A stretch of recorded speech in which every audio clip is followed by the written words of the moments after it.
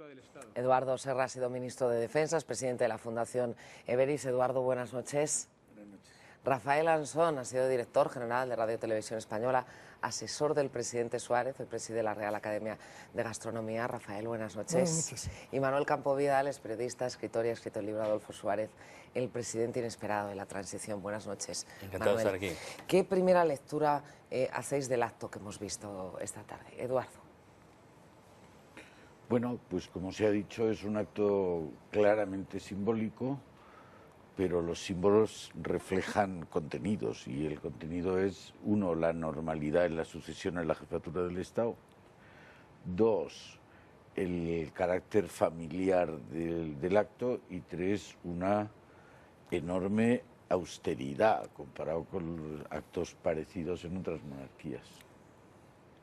Sí, yo creo que ese acto está muy bien pensado, porque si efectivamente hubiera habido un exceso de pompa, etcétera, hubiera llovido una serie de críticas, y creo que ha sido tan escueto, tan escaso y tan suficiente, por otra parte, que me parece que interpreta lo que en este momento es un deseo popular. Se tiene que producir un relevo en la jefatura del Estado, se hace con toda normalidad, se hace con toda tranquilidad, se abre un gran tiempo de esperanza, pero en las formas se hace de una manera muy cercana que cualquiera podría afirmar. Es verdad que se hace en el Palacio Real porque es donde tiene que hacerse, pero no hay no hay nada que sobre, no hay un gesto ni un detalle de lujo. No hay nada que sobre y hay algo que falte. Ayer estuvo con nosotros en Diario de la Noche una historiadora francesa que se ha reunido con el rey, con el príncipe, Laurence de Bouet, y nos decía, esto es muy sobrio, el presidente de la República Francesa, sí, y es presidente de la República, tiene mucha más pompa, mucha más ceremonia, es casi como los grandes reyes de Francia. Aquí en España no tienen ustedes esto. Yo creo que esto es un acto pensado para el mundo virtual en el que vivimos. Por lo tanto, la imagen en televisión, la imagen que ha recibido España y el resto del mundo es perfecta. Probablemente una ya lo gran multiplicamos pompa, nosotros, ¿no? Los medios de comunicación. Está la televisión y está Internet. Con más glamour o más pompa, probablemente hubiera dado una imagen diferente de la que se quería dar. Es una sensación de que lo que hay es un cambio en la jefatura del Estado, hecho con absoluta normalidad, en un momento de crisis y de dificultades, y en las que lo único que se quiere dar la sensación es de que el país abre un nuevo campo de esperanza, se abre una nueva ilusión con la sucesión, no solo para la monarquía y no solo para la corona, se abre para todo el país. La entrada de Felipe VI va a permitir que una serie de cambios que hay que hacer en España se puedan hacer con más facilidad. El gesto del abrazo del padre al hijo o del rey saliente al nuevo rey, el cambio de la silla, parece un gesto medido, estudiado, es la imagen que nos va a quedar de este día. Bueno, yo no sé cómo se contiene la emoción en esas circunstancias, ¿no? Deben estar acostumbrados, ¿no? Bueno, el rey lleva emocionado bastantes días. Sí, es verdad, es verdad. Y además, supongo que la edad también ayuda a las emociones, pero es verdad, y todos sabemos que en la grabación del discurso, cuando lo anunció, hubo que interrumpir un par de veces la grabación porque estaba muy emocionado, había que esperar a que se recuperara. Yo creo que lleva unos días en esa emoción y claro, llegan momentos culminantes como el de esta tarde.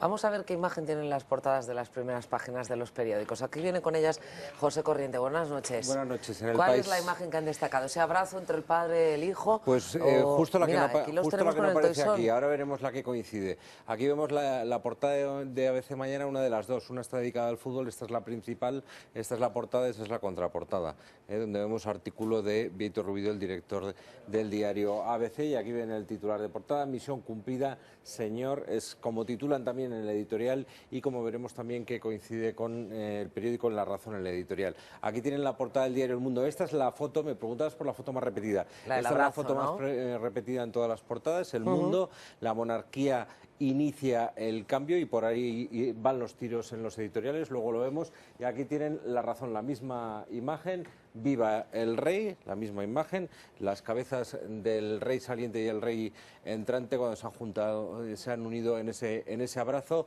y La Vanguardia de rey a rey. También interesante lo que diga el editorial de La Vanguardia esta noche y enseguida, dentro de un ratito, lo vemos. El país falta, te espero con los editoriales, no entonces. Vale, pues después nos lo cuentas. Antes de firmar esa ley, hace solo 24 horas estaba cenando el rey Valentín, él lo llamó con los viejos rockeros. Cuéntanos quiénes son los viejos rockeros. ¿El rey es viejo rockero? El rey es un viejo rockero seguro, segurísimo. En un acto además mucho más informal. una cena en un restaurante de la Casa de Campo a la que asistieron como invitados una treintena de políticos, casi todos procedentes de los gobiernos de UCD y PSOE. En la mesa con el rey se sentaron dos padres de la Constitución, Miguel Herrero de Miñón y Miquel Roca, también el ex vicepresidente Alfonso Guerra. Una cena también significativa. Las 21 salvas y el himno de España anuncian como siempre que el rey está en palacio, pero no se dirige a un acto más sino a uno de los más importantes de su vida, al de la firma de su propia abdicación. Por eso no está solo fuera, muchos españoles aplauden a su llegada y le vitorean.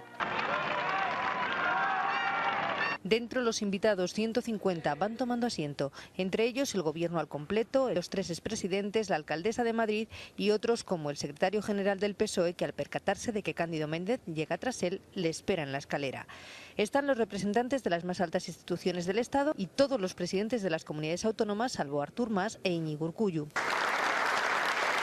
Con todos en sus puestos, ovación cerrada a don Juan Carlos cuando éste entra en el salón de columnas. 37 segundos. Le acompañan don Felipe y su esposa y sus hijas. En el salón, las hermanas de don Juan Carlos, doña Pilar y doña Margarita, los de doña Sofía y la infanta Elena, que se ha sentado con sus sobrinas. No estaban junto a su madre y por eso en algunos momentos doña Leticia hace indicaciones a sus hijas desde la distancia. A partir de ahí la emoción va subiendo puntos. Don Juan Carlos escucha casi conteniendo las lágrimas la lectura de la ley de su propia abdicación. El pueblo español. A las 6:13 la firma, la última como monarca. Sonriente le pasa la pluma al presidente del gobierno. Él también debe firmar. Después don Juan Carlos vuelve a su sitio. Lo primero, un beso a la reina. Después un largo abrazo al príncipe. Sin palabras, el momento más emocionante que los presentes aplauden durante más de 1 minuto y medio, y un símbolo le cede su puesto en público, algo que ya había hecho en privado, pues don Felipe lucía la insignia de gran maestre del Toisón de Oro, la del rey, don Juan Carlos, la de caballero. Un pequeño percance ocurre cuando las infantas Leonor y Sofía besan a su abuelo. Él pierde el equilibrio, pero la nueva princesa de Asturias no le suelta hasta que se vuelve a poner en pie. El himno de España pone fin al acto. Tras él, don Juan Carlos saluda en otro salón personalmente a todos los presentes. No hay representantes internacionales y eso es una cosa que ha generado debate. ¿A vosotros qué os parece? Ni en este acto, ni en el próximo, ni en el de la proclamación de Felipe VI. Yo pienso que en situaciones como esta lo que hay que hacer es evitar cualquier aspecto negativo. Y un invitado internacional, no sé, los reyes de Holanda, el presidente de la República Francesa, ¿es un aspecto negativo? ¿Y por qué no los demás? No, si yo te cito esos dos, ¿cómo te podría citar 50? Me refiero, o invitas a muchos, entonces das la sensación de... pero si invitas a uno o dos, siempre le hubieran sacado punta y hubiera generado crítica segura. Yo creo que la simplicidad que se está utilizando es lo que hay que hacer en las situaciones como España en este momento. Pero la proyección de la imagen exterior de España también es importante y que estén los mandatarios de otros países habría dado una mayor proyección, ¿no? Eduardo. A mí me hubiera gustado que hubiera sido, no digo más pompa, que no es el momento oportuno, pero sí, sin complejo, es una monarquía ejemplar, es la monarquía más recientemente restaurada y por tanto la que tiene que abrir camino a los nuevos hábitos del siglo XXI y de la era digital. Pero yo creo que el gran defecto de España que estamos arreglando era el aislamiento y hubiera sido una buena ocasión de que hubieran venido muchos jefes de Estado. Has dicho, a mí me hubiera gustado sin complejo. ¿Es que tú has visto complejo ahí o qué? Yo creo que hay una cierta excesiva prudencia a mi juicio. Es decir, yo creo que no pasa nada por hacer una invitación a los jefes de Estado extranjeros. Entre otras cosas, hemos estado viendo cómo el rey o el príncipe hasta hoy asistían a tomas de posesión de jefes de Estado, de nuevos monarcas, de presidentes de república. España no tiene por qué ser una excepción en eso, que estamos en época de crisis, no se haga pompa. Pero yo creo que sería una buena manera de mostrar la normalidad internacional. Pero tampoco había mucho tiempo. Es decir, intentar invitar a gente para 4 o 5 días es muy difícil. Y yo creo que tampoco se podía retrasar el tema. O sea, que no ha sido cuestión de formas, ha sido cuestión de no nos da tiempo y ya tienen las agendas llenas. Bueno, puede haber algo de eso, pero en todo caso, a mí también me hubiera gustado que hubiera habido ese reconocimiento internacional, pero cuidado, igual hubiéramos tenido 100 jefes de Estado o de Gobierno, porque hoy día la situación de España es mucho más aceptada. Yo pienso, los gobiernos europeos, porque somos 28 miembros de la Unión Europea, pero después está la Conferencia Iberoamericana y hay 20 y tantos países que participan ahí y todos con excelente relación con España. Y los países árabes, la relación tan extraordinaria que ha tenido el rey, especialmente con los países árabes. Realmente hubiera sido muy complejo el acto, pero sin duda yo creo que hubiera sido mejor, y parece que se ha dejado esa proyección internacional del nuevo rey para el momento en septiembre en el que participará en la Asamblea General de Naciones Unidas. O sea, que si le queremos ver con otros jefes de Estado extranjeros, vamos a tener que esperar a verle en Nueva York, no en Madrid. Bueno, vamos como a ver. Anfitrión hay que esperar mucho más.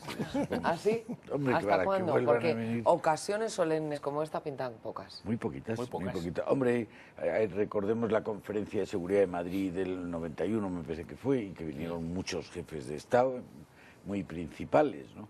Pero yo creo que hubiera sido una magnífica, inigualable ocasión de demostrar, entre otras cosas, que el rey Juan Carlos reinstauraba y que en su lapso de reinado ha conseguido la normalidad de esta sucesión. Yo creo que y se hubiera visto con todos esos invitados, con docenas, yo creo que no hubiera habido menos de un centenar de representantes de gobiernos. Mejor gesto de gratitud hacia don Juan Carlos que el de los representantes extranjeros aquí, ¿no? ¿Te convencen, Rafael? No, es que yo creo que todo ha salido tan bien, y está saliendo tan bien, que si nos lo hubieran dicho hace un mes hubiéramos pensado que era imposible. Es decir, ¿cómo se ha producido la abdicación y cómo se produce mañana la coronación? Hubiéramos pensado, bueno, probablemente con otras cosas hubiera podido a lo mejor salir mejor, también podía haber salido peor. Ha salido muy bien. Por lo tanto, creo que se ha diseñado muy bien, se han medido muy bien los tiempos, se ha hecho todo para que no hubiera aspectos negativos, y prueba evidente de ello es que lo doy, es una maravilla, y mañana mejor. Hoy comienza el reinado de Felipe VI, acaba de comenzar y en unas horas le proclamará el Congreso. Casi 40 años, 4 décadas separan el comienzo del reinado de don Juan Carlos y el de su hijo, 4 décadas en las que España ha cambiado. ¿Y de qué modo, verdad, Raquel? Muchísimo ha cambiado en estos 40 años. Entonces, en el año 75, la España que heredó el rey don Juan Carlos, pues vivía bajo los últimos coletazos de la dictadura, ¿no? Acaba de morir Franco, había un partido único, y si evolucionamos hacia el tiempo, ahora la España que hereda Felipe VI es un sistema democrático, monarquía parlamentaria, hay 6 partidos, coaliciones con representación en las Cortes. Volvemos hacia atrás. Sindicato vertical, una única organización sindical legalizada en nuestro país. Ahora son muchísimos. Por citar algunos, comisiones obreras, UGT o USO. No había separación de poderes cuando se proclamó rey a Juan Carlos I. Ahora sí, poder judicial, poder legislativo y poder ejecutivo.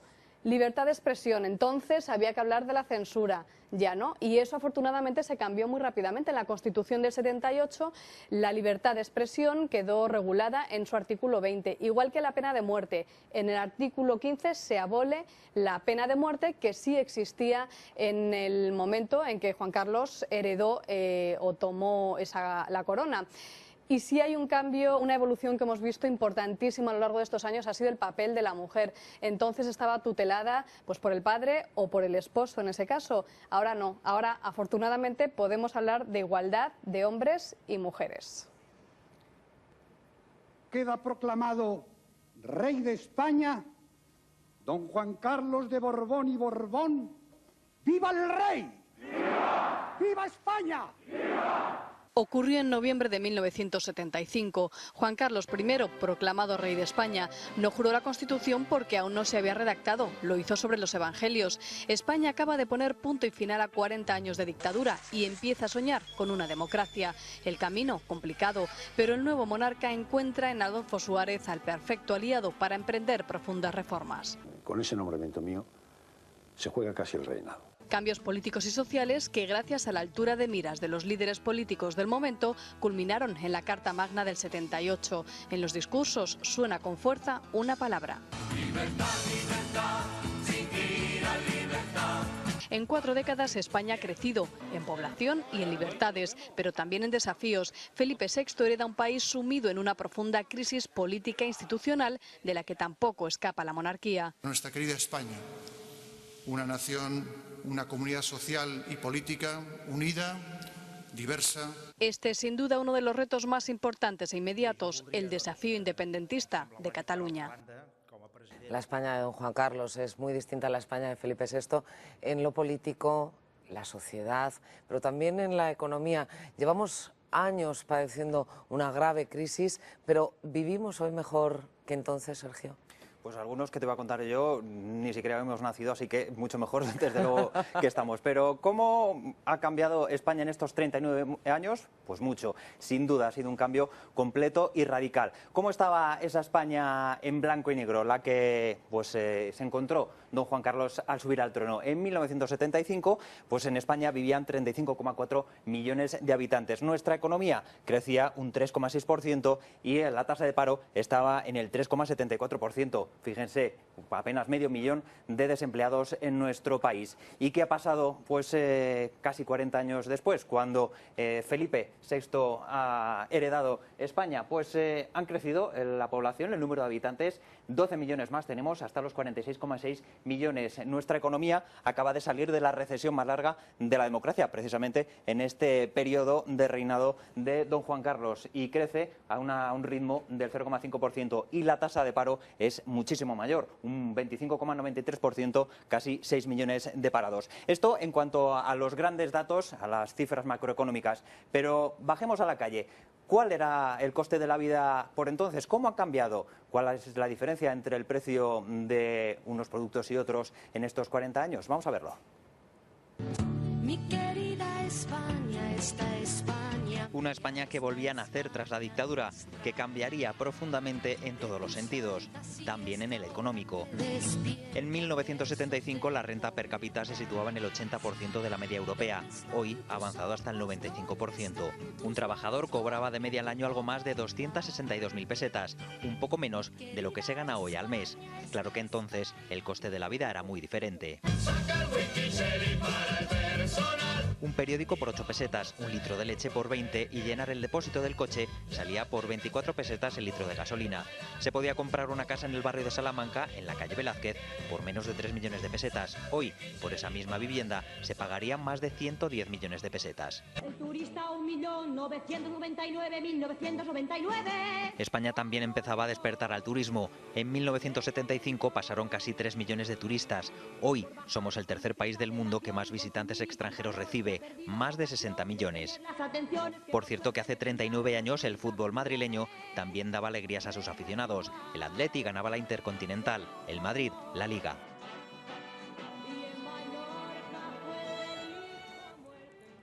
Somos más ricos, hemos crecido en estos casi 40 años de reinado. Aunque no lo parezca en la comparación. Así con las grandes cifras. Pero lo somos. España tiene un desarrollo inimaginable, yo creo, en aquel momento. Las carreteras, el AVE, los aeropuertos en exceso en algunos casos.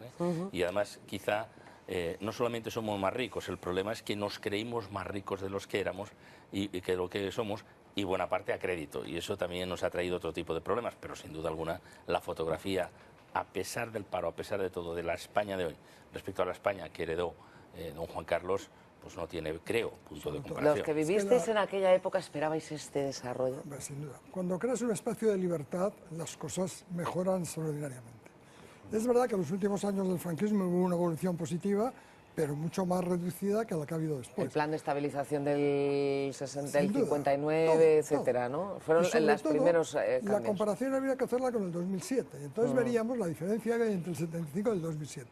Es verdad que en los últimos años hay problemas, también los hay en Estados Unidos y en Alemania y en Francia. Tanto no es justo comparar con este final, porque el final ha habido una reducción, crecemos al 0,5, antes crecíamos mucho más deprisa. Bueno, decíamos que antes la renta per cápita de los españoles era el 80% de la de los europeos, y ahora es el 90 y tantos %, así que 15 puntos hemos ganado. El dato que es incuestionable, la renta per cápita del año 75 en Franco $5.000 y ahora es 30.000. 30.000, claro. Es decir, el país ha multiplicado 6 veces. Claro. el paro, tenemos un paro lamentable, altísimo, pero entonces había una población agrícola que era el 40% del país y ahora es el 3%. Y esa población agrícola no estaba registrada en el paro porque tenían las labores de la agricultura. Ahora eso casi no cuenta porque es el 3%. Yo creo que a mí me parece indudable que el salto que ha habido, yo no sé, pero yo desde luego no lo podía ni soñar, que España en el año 2010 o 2014 estuviéramos donde estaba, con todos los problemas que tenemos, con todas las reformas que habrá que hacer, con todas las adecuaciones y todas las modernizaciones. Yo creo que se contarían con los dedos de una mano los que el año 75 hubieran imaginado un año siglo XXI. Todos los grandes países con desarrollo son democracias.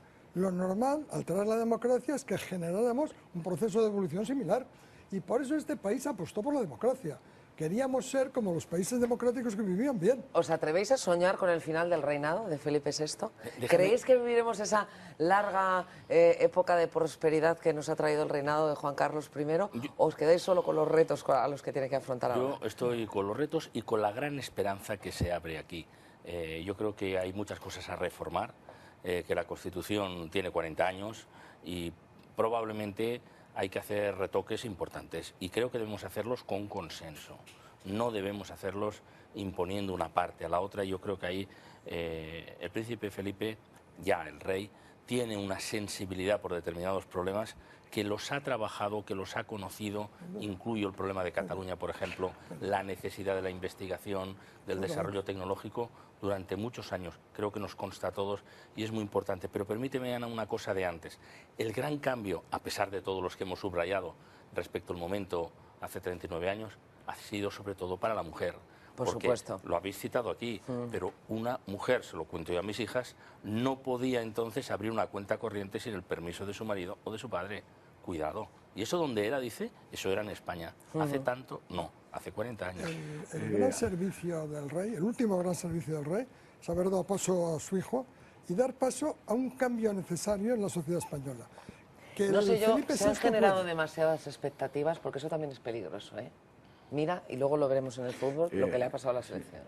A mí me parece que el cambio más, no hablo de cambios sociales como la posición de la mujer, que es indudable, pero el cambio más importante es que en el año 75 España era un país cerrado, muy aislado del mundo, y hoy está plenamente integrado. Somos un país normal y normalizado, y un país europeo, y antes éramos la excepción de Europa. Y entonces, eso sí que, más allá de riqueza y más allá de todo, eso sí que es decir, el país se ha dado la vuelta como un calcetín. Un país con una economía que venía de ser autárquica, que estaba abriéndose, a un país que tiene la economía más abierta de Occidente después de Canadá, no se puede comparar. Vamos a la segunda transición en la ahora. Comunidad Europea, en la entrada de la OTAN, cambia España. Yo creo que vamos a una segunda transición y de nuevo tenemos un rey joven al frente. Y fíjate, en los próximos meses vamos a tener un nuevo secretario del Partido Socialista y un rejuvenecimiento evidente, gane quien gane ahí. Y yo creo que va a haber cambios en Cataluña también, aunque simplemente porque hubiera elecciones parece todo indicar que se producirían cambios. Y yo creo que otros partidos políticos que en este momento niegan la necesidad de la Constitución, de la reforma de la Constitución, yo creo que deben comprender también que son otros tiempos. Y estoy seguro que comienza una segunda transición. Una transición es pasar de un sistema a otro, pasar de una dictadura a una democracia. Ahora, dentro de la democracia hay una evolución, no hay una transición. No nos planteemos ni generemos como grandes catástrofes, no. Hay una evolución normal en cualquier sistema democrático, dentro del sistema democrático, que es lo que hoy se ha simbolizado. Muchos se quejan y dicen, la mayoría de los españoles no han votado esta Constitución. Algunos no habían nacido, la americana, otros éramos la americana, que es del siglo XIX, es que la mayoría de los españoles no votó el Código Civil de 1881. Y los franceses no han votado la Constitución de la Quinta República. No, en absoluto. Lo que se va a producir ahora es una evolución. Es que es una evolución profunda e importante, pero no una transición. Las evoluciones a veces tienen acelerones. Y yo creo que hay suficientes elementos y suficientes retos y suficientes problemas como para que se produzca un acelerón de esa evolución que yo creo y definiría como una segunda transición. No intentemos cambiar la democracia por otra cosa. Dejemos la democracia como está. La democracia no la cambiemos. Vamos a ver, yo creo que estoy de acuerdo en que hay que darle un impulso, un impulso muy grande. Yo estoy más de acuerdo en que reforma es pasar de transición, es pasar de la dictadura a la democracia. Esto sigue siendo democracia y hay que darle, en eso es verdad, un impulso fuerte. Pero yo creo que ese impulso, que seguro se va a dar, como decías antes, no hay que exigir demasiado. Esto no es la función del rey llevar leyes a las Cortes.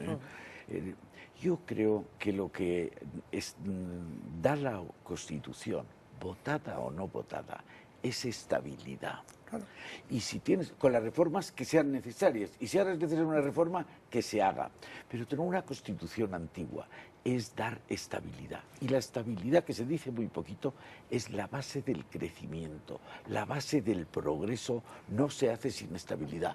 Estos que buscan la vuelta de la tortilla, el cambiar el sistema, no se dan cuenta, quizá algunos de ellos son muy jóvenes, que eso lo que lleva es a todo menos a progreso. Vamos a ver qué dice la prensa en este primer día del reinado de don Felipe.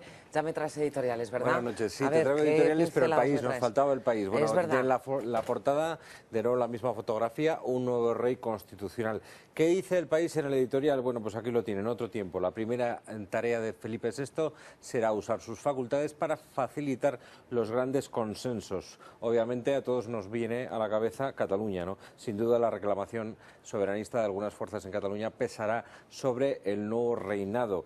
Y del tema de Cataluña creo que es interesante que nos vayamos al editorial de La Vanguardia. Felipe VI, inaugurar la esperanza. Dicen que Cataluña... Es curioso el título, ¿no? Correcto. Cataluña espera de la corona una actitud de comprensión, respeto, reconocimiento y complicidad hacia sus singularidades culturales y lingüísticas, algo que don Felipe ya ha empezado a manifestar en los discursos que ha pronunciado durante sus frecuentes visitas a esta tierra. Mientras yo leía los editoriales pensaba, Ana, que para muchos piensan que esto de Cataluña a meses vista para Felipe VI es un marrón que le deja al padre, ¿no? Que se dice coloquialmente. Pero bien, puede ser un marrón, pero ¿y si le sale bien? ¿Y si le sale bien? Puede ser una gran oportunidad. No sé qué pensarán los... De todas maneras, algunos piensan que el rey va a decir o hacer, cuando es un rey constitucional, ¿no? Que dice o hace... puede propiciar consensos, pero el que manda es el gobierno y el Parlamento. Son las fuerzas políticas los que tienen que tomar las decisiones, pero en todo caso estoy seguro que él va a facilitar ese consenso. El editorial del País, en el sentido, no arrima el ascua a ninguna sardina, aunque puedo estar de acuerdo con lo que dice La Vanguardia, pero lo que sí es verdad, de todo lo que se espera, lo que mejor puede hacer el nuevo rey es, en esa facultad que le da la Constitución de arbitrar y moderar el funcionamiento normal de las instituciones, es el buscar, perseguir esos consensos, esos acuerdos. Tú lo has dicho antes, lo más importante de la Constitución es que se hizo con consenso. Si se necesitan reformas, que se hagan, pero no perdamos esa gloria. Todas las demás constituciones, España ha tenido 12 o 13, todas las demás eran las de los conservadores, o las de los liberales, o de los progresistas. Esta es la Constitución de todos. No perdamos eso, porque cuando todos nos estamos hartando a decir que es el mejor periodo de la historia de España, oiga, pero eso nace del consenso que sembró el rey Juan Carlos y que ha mantenido hasta el último día. Y eso es lo que mejor puede hacer su hijo, el rey Felipe VI, para lo que está, a mi juicio, divinamente preparado. Yo creo que la gente tiene la esperanza. Hace gracia cuando se dice el rey solo puede arbitrar. La importancia de un árbitro en un partido de fútbol es obvio. Que se lo digan a Brasil. Ser árbitro es muy importante. Y por lo tanto lo que tiene que hacer es crear un espacio de entendimiento. Y sobre todo, igual que el árbitro obliga a que se respete el reglamento, lo fundamental que tiene que hacer es que se respete la Constitución. Eso es lo que no se puede alterar. Dentro de la Constitución debe crear espacios de convivencia más amable, debe tratar de que haya posibilidades de entendimiento, puede hacer un poco lo que el Papa Francisco ha hecho con el presidente de Israel y de la... Puede hacer muchas cosas y lo va a hacer además, porque para eso viene. Y si hay que modificar. Cuéntame más. Bueno, en días como hoy, lógicamente, los viñetistas aprovechan para hacer el homenaje. Bueno, pues este es el homenaje de Puebla en ABC con la Estatua de Libertad y la Corona de España. Dice a don Juan Carlos por su contribución a la libertad, creo que dicen en la firma Puebla, ¿no? Bueno, editorial principal del diario ABC. Misión cumplida, señor. Don Juan Carlos rindió ayer el último servicio de generosa entrega a España, dejando a su heredero y a la nación el legado de un gran rey, el mejor de de nuestra historia y de un gran español. Ojo, está diciendo el mejor rey de la historia, ¿eh? Don Juan Carlos ha sido decisivo en la modernización de nuestro país y el gran artífice de la concordia entre los españoles que hace casi 40 años aquel joven rey se propuso como gran objetivo. Interesante, la columna de Ignacio Camacho, Cuadro de época, nos recuerda cómo el rey es el único político español en 40 años que ha autorrecortado sus poderes, ¿eh? Es el único, el rey Juan Carlos, el ciudadano Borbón, que dice Cayo Lara, ¿no? Recuerda Ignacio Camacho en la columna, dice, el suyo apunta a ser refiriéndose a Felipe VI, ¿no? El suyo apunta a ser un reinado menos intervencionista. No sé qué dirán nuestros invitados a qué se puede referir Ignacio Camacho, porque no acabo yo de entender muy bien qué quiere decir. Bueno, a mí me parece que al principio el rey, cuando comenzó esta transición, tenía muchas más posibilidades de intervenir que las que después la propia Constitución dejó, porque él mismo aceptó recortar esos poderes también para favorecer ese consenso en la Constitución.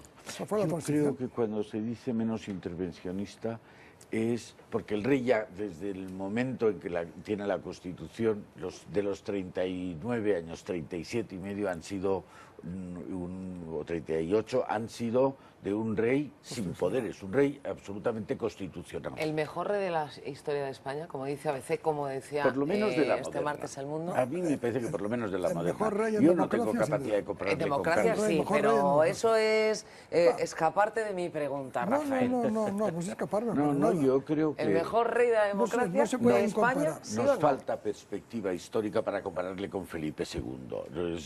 A mí me parece que de la edad moderna no hay duda.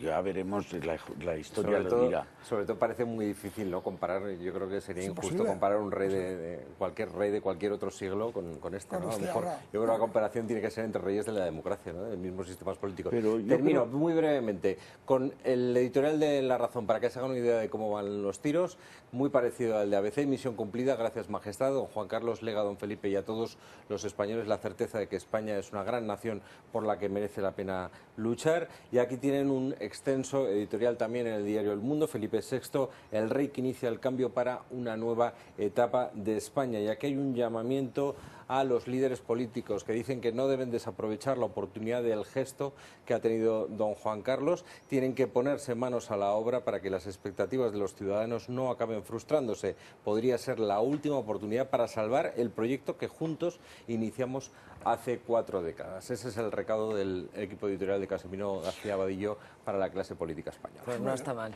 A mí me gustaría preguntaros algo, porque vosotros que habéis vivido más intensamente la transición, yo querría saber si vosotros creéis que el papel que va a tener don Felipe en la vida política española va a tener el mismo peso que ha tenido don Juan Carlos, porque se ha hablado mucho de que España es juancarlista. ¿España va a ser felipista? Sin duda. Lo que pasa es que el protagonismo de don Juan Carlos en la transición, que es un año, del 76 al 77, es determinante. Y determinante en algo que yo quiero decir aquí, que demostró no solamente su sensibilidad o su intuición política al elegir a Adolfo Suárez, se jugó su reinado. Porque si él elige a un Fraga o una Liza y lo hace mal, lo quita, como quitó a Carlos Arias, y no pasa nada. Al elegir a Adolfo Suárez, se jugó su futuro y acertó. Y eso no lo tiene que hacer el rey Felipe VI. Lo que tiene que hacer ahora es, dentro del sistema democrático y dentro de la Constitución, evolucionar. Es más fácil y más difícil, pero es distinto. Rafael, Manuel, Eduardo, muchísimas gracias por estar en un día tan importante para todos aquí con nosotros en Diario de la Noche. Es un placer. Buenas noches. En el Congreso se va a celebrar en unas horas el acto central de este jueves que acaba de comenzar. Otro día para la historia, será la proclamación del nuevo rey de ya Felipe VI. Tenemos aquí el boletín oficial del Estado.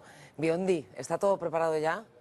Todo preparado. ¿Cuánta gente en la carrera de San Jerónimo? Sí, todo el día han estado por allí viendo, bueno, pues qué, pues cómo se desplegaba, porque lo hemos visto a lo largo del día, cómo han ido cambiando las imágenes, las fotos de esa carrera de San Jerónimo. Ya se ha desplegado el dosel de las ocasiones especiales, ese de las aperturas solemnes de legislatura. El dosel es de color granate y está decorado con el escudo nacional y filigranas doradas. Es tan grande que para izarlo ha sido necesaria la ayuda de los bomberos. Imaginaos, nada menos. O sea, pesaba lo suyo.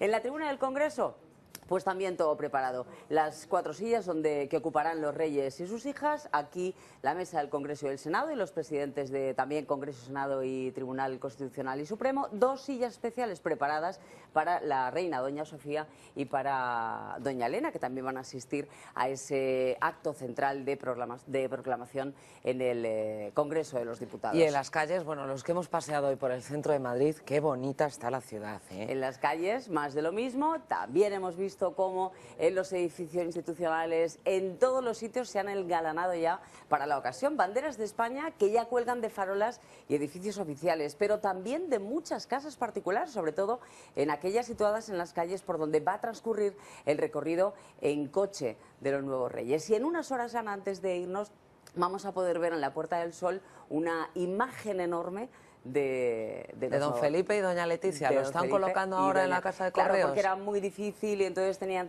que entrar con una grúa y entonces, bueno, pretendían que podíamos haberlo tenido nosotros, pero esa grúa todavía no ha podido colocarlo, pero mañana a primera hora...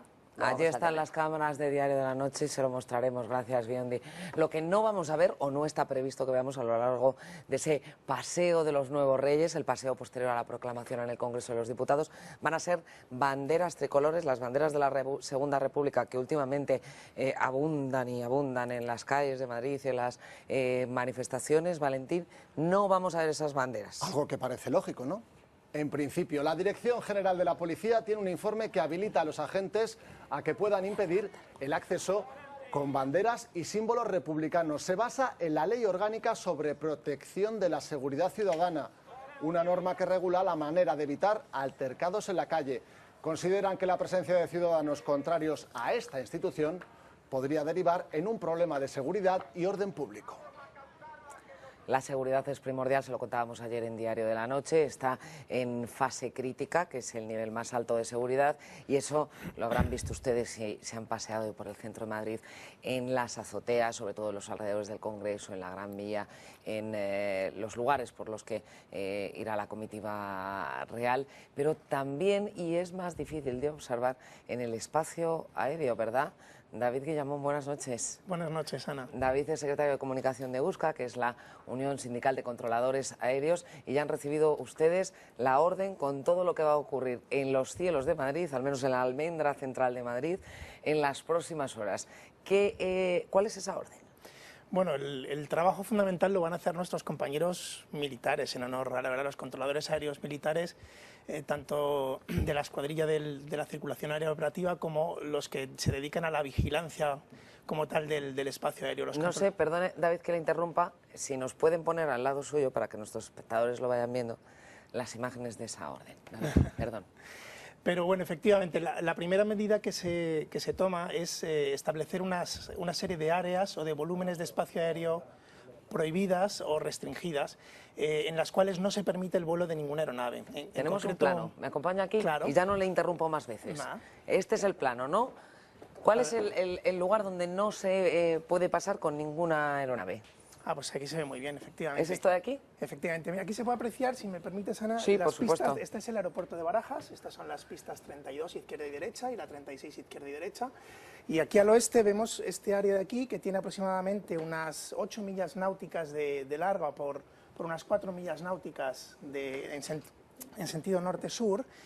Y ese es el área que va a estar prohibida el sobrevuelo de ninguna aeronave. Hasta los 5.000 pies, que son unos 1.700 metros de altura, no va a poder sobrevolar absolutamente ninguna aeronave.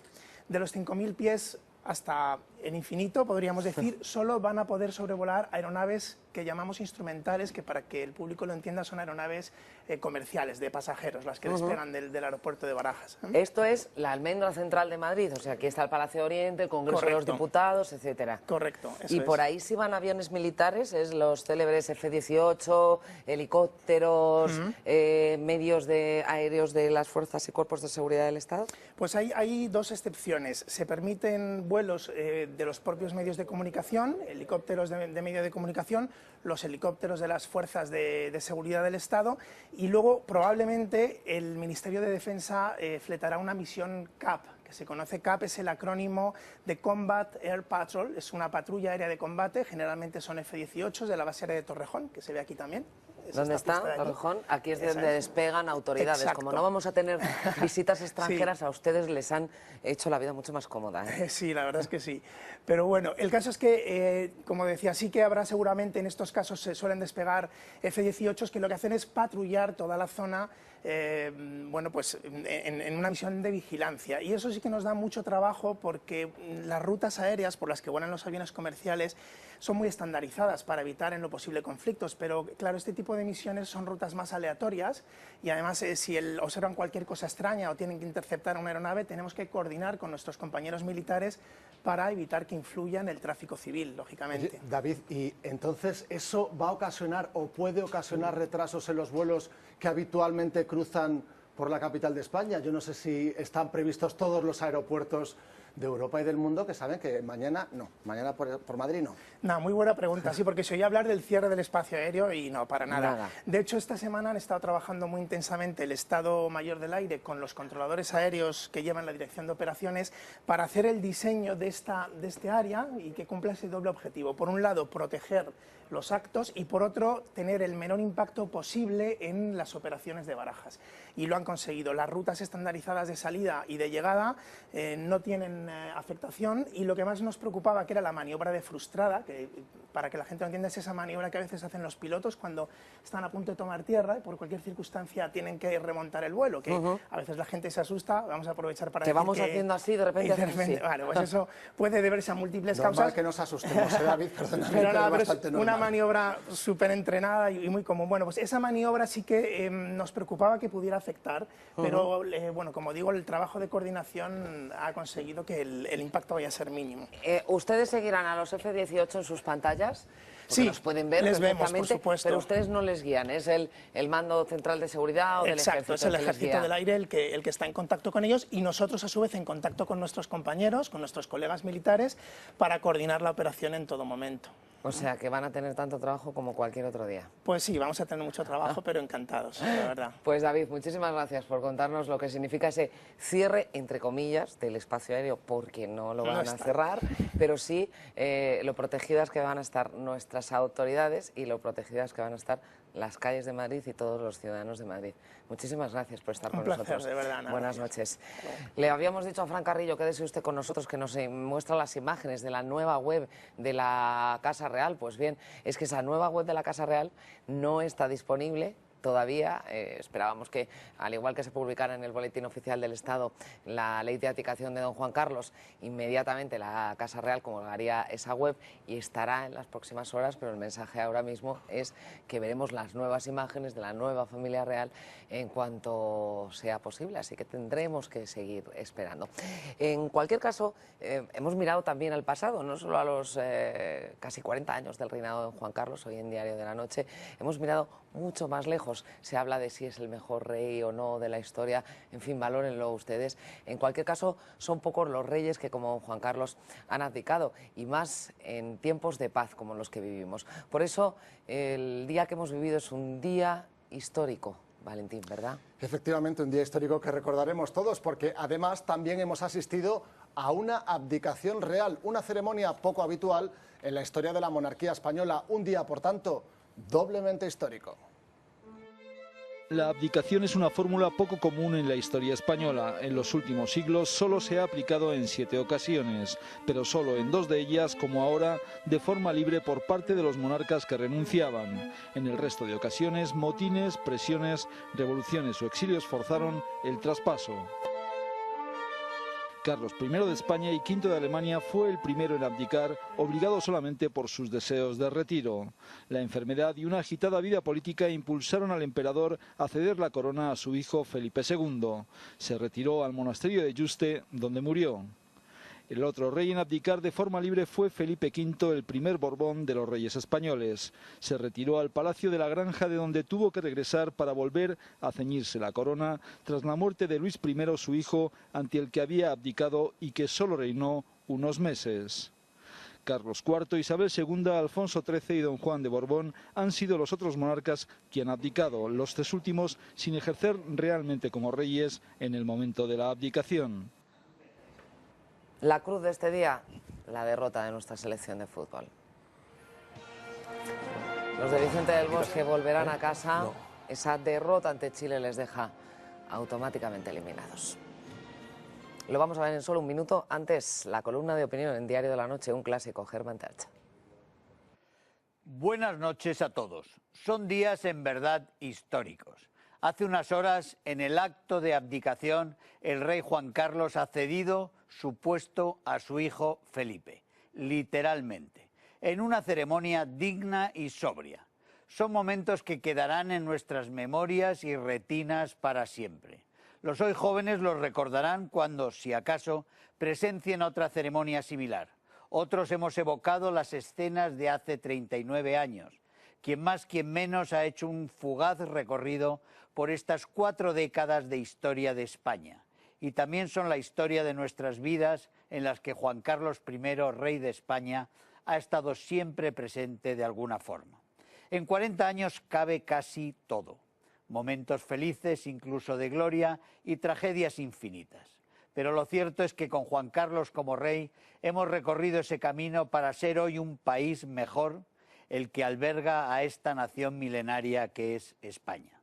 El rey Juan Carlos, un hombre con todos sus errores, ha hecho mucho bien a su patria, pero ante todo le ha evitado mucho mal a esta España con tanta obsesiva vocación de hacerse daño. Su hijo, que será proclamado hoy como Felipe VI, se enfrenta a problemas igual de graves que su padre en sus comienzos. Tendrá que velar sobre todo por una unidad innegociable que está amenazada como nunca. La unidad de España es la esencia y razón de nuestra monarquía, que con la Constitución ha garantizado la libertad y la paz, tesoros que nadie debiera dar por sobreentendidos. España y Europa están ante inmensos retos de los que dependerá su prosperidad y su relevancia en un mundo rápidamente cambiante y lleno de peligros. La regeneración de España, ese sueño tantas veces emprendido y tantas veces agotado en sí mismo, es ya imprescindible e inaplazable para un futuro en dignidad y libertad.